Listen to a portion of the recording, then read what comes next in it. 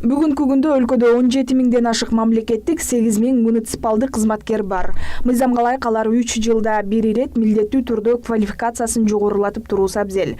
Заман талабына ылайык МИЭ кызмат системасы аркылуу кызматкерлерди окутуу электрондук дистанттык негизде жүрөт. Азыркы күндө бизде мамлекеттик же муниципалдык органдын түзүмдүк структурасын башкаруу түзүмүн, персоналдарды башкаруу, анда иштеп жаткан кызматкерлердин ишмердигин баалоо, улуттук кадрлар резерви жана конкурстук тандоо процесстери толук түрдө автоматташтырылган түргө өттү. Азыркы күндө программалык модулдардын бардыгы иштелип чыкты. Улуттук стратегиялык изилдөө институту ЭКУКунун Бишкектеги программалык кеңсеси менен биргеликте уюштурган конференцияда Кыргызстанды 2018-2040 жылдарга өнүктүрүүнүн алкагында мамлекеттик башкаруунун эффективдүү жолдору темасынын негизинде докладдар окулуп, эл аралык жана донорлук уюмдар, мамлекеттик органдардын өкүлдөрү түрдүү сунуштарды киргизишти. Бул жаатта изилдөө иштерин жүргүзүп келген институттун жетекчиси Кубанычбек Шадыбеков жаңы системаларды сиңирүү, жаш кадрларды кызматка тартуу практикасын улантуу керектигин айтат. Азыркы болгон жумушту алдыга жылдыра турган бул өзү негизи жаштар болуш керек. Ал боюнча биздин президентибиздин айткан ою эң туура. Өзүнчө бир механизмдери болуш керек да. Жаштарды ушул мамлекеттик башкарууга тартуу боюнча. Президенттин коомдук башталыштагы кеңешчиси Дастанбек Догоевдун пикиринде санариптик трансформациялоо өлкөнүн туруктуу өнүгүүсүнүн жол картасы. Ал мамлекеттик башкарууга жаңы санариптик технологияларды киргизүү боюнча иштелип чыккан улуттук программа жөнүндө айтып жатып, эл аралык тажрыйбаны эске алуу менен компетенция борборлорун, инновациялык кластерлерди, өлкөнүн калкы үчүн жаңы мүмкүнчүлүктөрдү түзүү учур талап экенин белгиледи. Санариптик өлкөнү куруу ал өзүнө 3 негизги багытты камтыйт. Бул электрондук өкмөт, электрондук парламент жана электрондук сот системасы.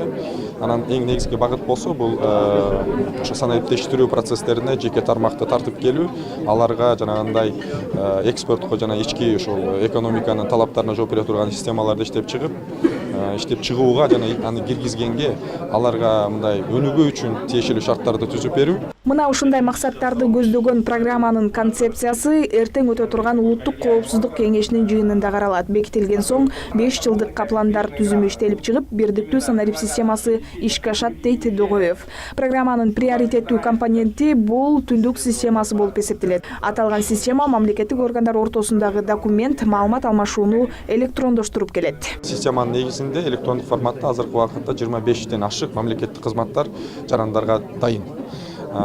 Демек, бул биринчиден болсо ошол мамлекеттик органдар арасында болгон кызматташууну ачык жана айкын, анан тез арада кылат.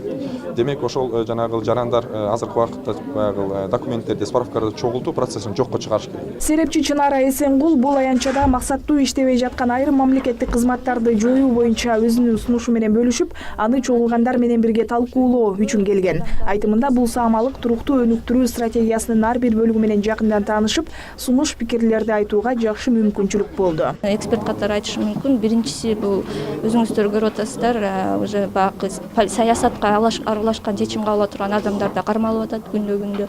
Экинчиси элдин арасында дагы ушу коррупция практикасындай туура эмес экенин деген бир ойду, ошондой бир калыптанган аракеттер жасалып атат. Эл дагы ошо коррупция менен күрөшкөнгө кошулсун деген ой мененчи, бул саясатчылар өзү ара меселе. Ушул абдан жакшы кадамдар болуп атат бул жагынан. Анан албетте башкаруудагы коррупция бул эң негизги токотер бир маселебиз, оорубуз да биздинчи. Ушу менен күрөшүп атканыбыз бир күн тартиптин маселеси десек болот. Эл аралык уюмдардын өкүлдөрү да Чынара Эсенгулдун айткандарын кубатташат. Тактап айтканда, коррупция башкарууга бут тоскон эң негизги көйгөй деп эсептешет.